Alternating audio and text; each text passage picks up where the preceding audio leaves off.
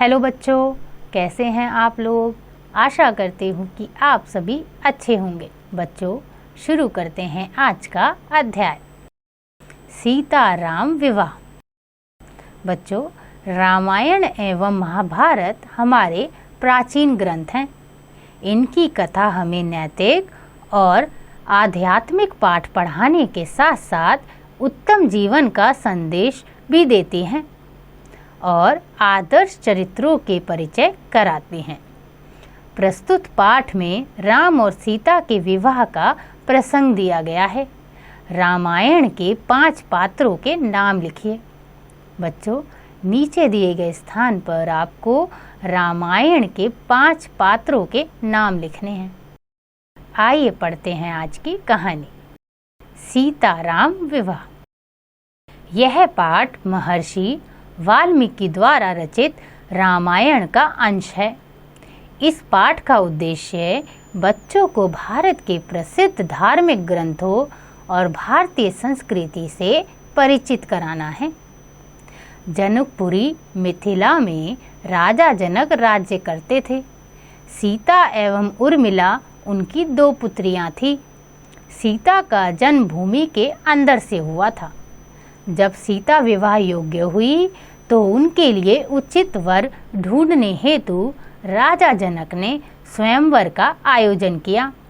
राजा जनक के पास भगवान शिव का धनुष पिनाक था, जिसे एक बार सीता ने खेल खेल में उठा लिया था।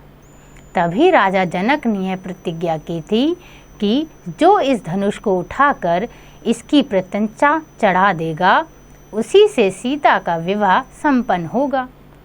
स्वयंवर में दूर दूर से राजा और अनेक गणमान्य लोग आए हुए थे। उस स्वयंवर में महामुनि विश्वामित्र के साथ राम लक्ष्मण भी उपस्थित थे। राजा जनक ने अपनी प्रतिज्ञा के विषय में स्वयंवर में उपस्थित लोगों को बताया। सभी उपस्थित राजा एक एक करके उठे और धनुष को उठाने का प्रयास किया, परंतु वे सभी उस धनुष को उठाना तो दूर, उसे हिला भी न सके। यह सब देखकर राजा जनक बहुत दुखी हुए और बोले, लगता है यह धरती वीरों से खाली हो गई है। राजा जनक की व्यथा को समझते हुए मुनि विश्वामित्र ने श्री राम से कहा, हे राम, उठो और शिवजी के इस धनुष पर प्रत्यंचा चढ़ाकर राजा जनक के दुख को दूर करो। गुरु की आज्ञा पाकर श्री राम गुरु के चरणों में सिर झुकाकर धनुष के पास गए।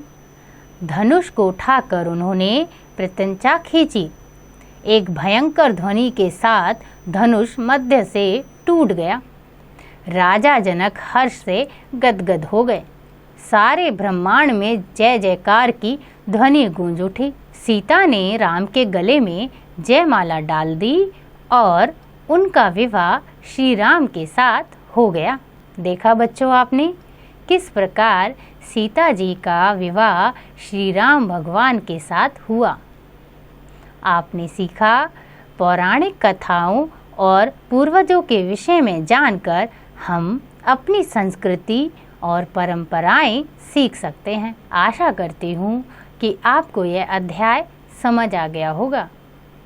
इसका अभ्यास आप स्वयं कीजिएगा।